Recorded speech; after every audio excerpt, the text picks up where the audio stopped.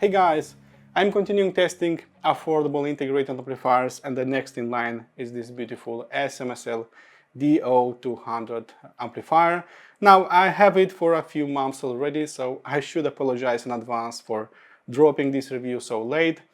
Plenty of videos have already posted about this one, and many called it as the best sounding sub $300 integrated amplifier. Will I have the same conclusions? Keep watching and we'll find out.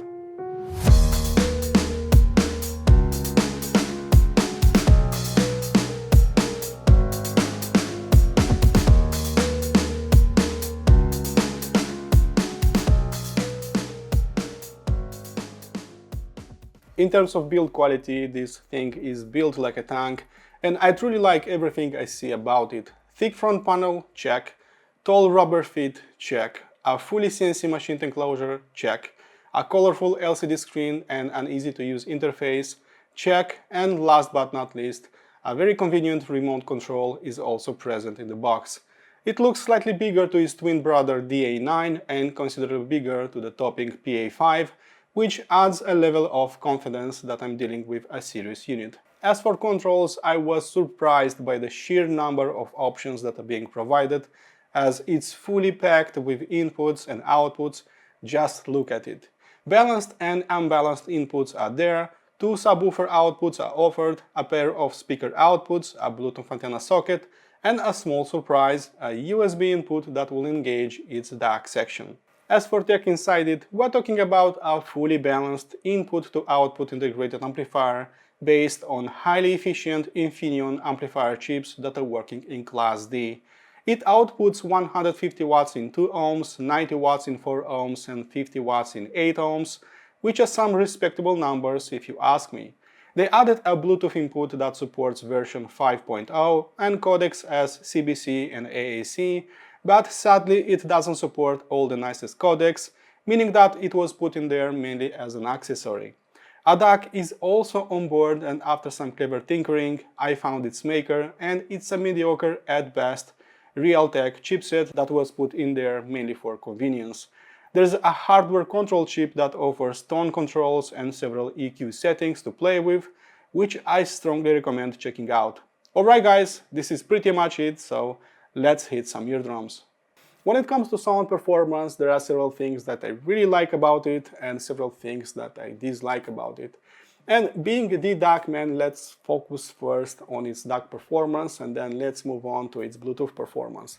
So if you dislike dynamics, transient response, transparency, detailed retrieval, everything that makes a great sounding DAC, then for the love of Odin, please use its internal DAC section.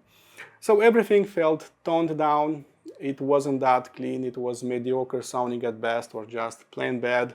I believe that my smartphone and my PC are sounding more or less the same, so that Realtek chipset wasn't really made for music playback. It was like putting mud in my ears, so it was not that impressive.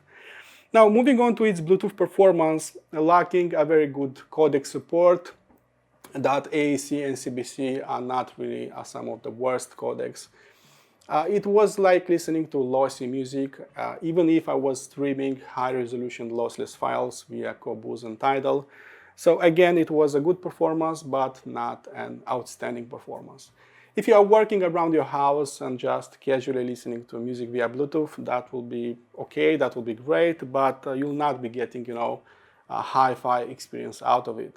I want to highlight that this unit will not replace a dedicated DAC, so any SMSL DAC will sound better, and it will not replace a well-made Bluetooth receiver, so you will not kill 3 birds with just one stone. That is not going to happen with this unit.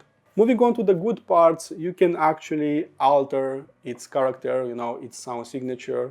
There are tone controls, you can increase or decrease the treble and the bass, but not the Midrange. And there are several EQ presets that again are altering its sound performance, its sound signature. So I've used it the most in direct mode because it worked the best with my loudspeakers, but sometimes I've engaged that SBD preset that adds some bass oomph and a little bit of definition in the treble.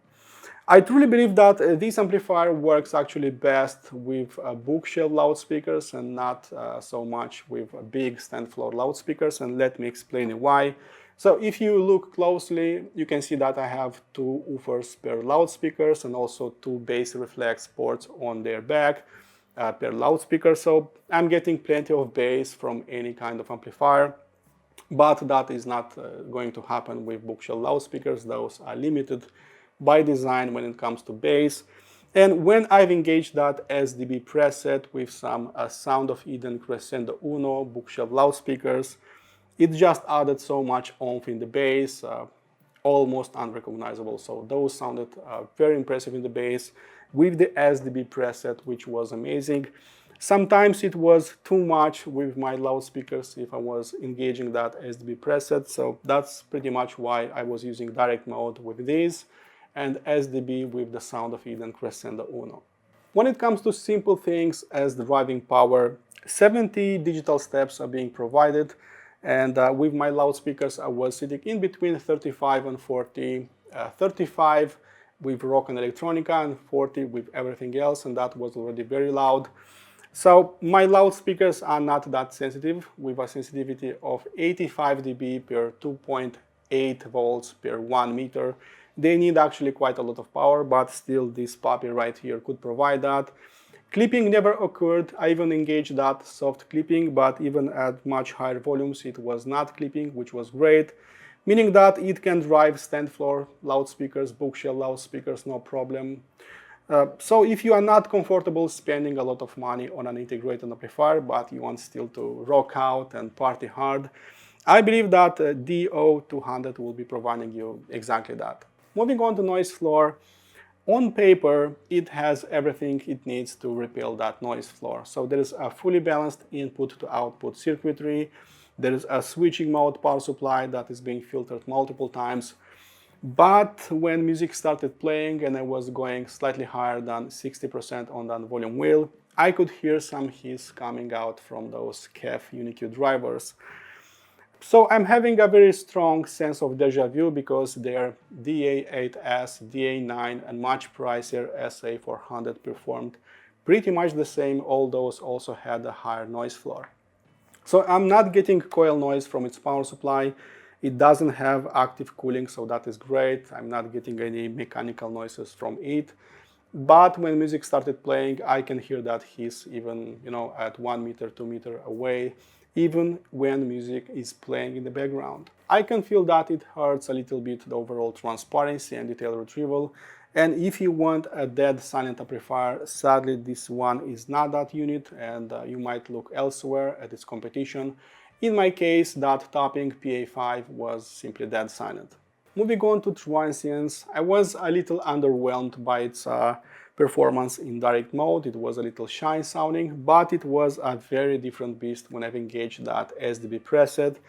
And mind you, I was not touching those tone controls. So SDB preset is adding a higher sound pressure level in the bass and treble. So when you are listening to lower volumes, you are still getting a proper bass impact and shimmer in the treble, but go a little louder, and that can be a little bit too much bass impact. So I was moving back to direct mode. When it comes to transients, I believe that it performs pretty much the same with all other Class D SMSL amplifiers that I tried before. So it has a very good speed, a very good bass impact, dynamics were reaching their crescendo moments, even with stand floor loudspeakers. So I really cannot complain about its performance in here when it comes to transients. The only thing that I can complain is that sometimes it was a little shy, a little boring in direct mode, and way too excited, way too powerful on the bass when SDB preset was engaged. Many times I wanted to stay somewhere in the middle, but sadly it doesn't have such a preset. When it comes to transparency and detail retrieval, this one was revealing a few nuances, a few micro details here and there. Those were popping around me, but it was not really pushing those micro details forward towards me, so this is not a detail-oriented amplifier. And the same can be said about its brothers as D88S, D89, SA400, which mind you is a lot more expensive. And I believe that its higher noise floor did hurt its performance when it comes to transparency and detail retrieval. So try to rock out, to go a little louder, and you can feel that noise is going up, that distortion goes up. And try to lower that volume, below 50%, and you can hear that transparency is improving and a few notes are just appearing here, there, and everywhere. So while I'm saying this, I just want to remind you that this is still a $280 integrated amplifier, so that's perfectly normal experiencing this level of detail retrieval. And overall, it delivered clearer sonics at around 50% of its power, and it was less impressive when going louder. I've heard big sounding Class D amplifiers by now, especially those Devialet units were very impressive when it comes to scale, depth, imaging, all that sounded really amazing with those amplifiers.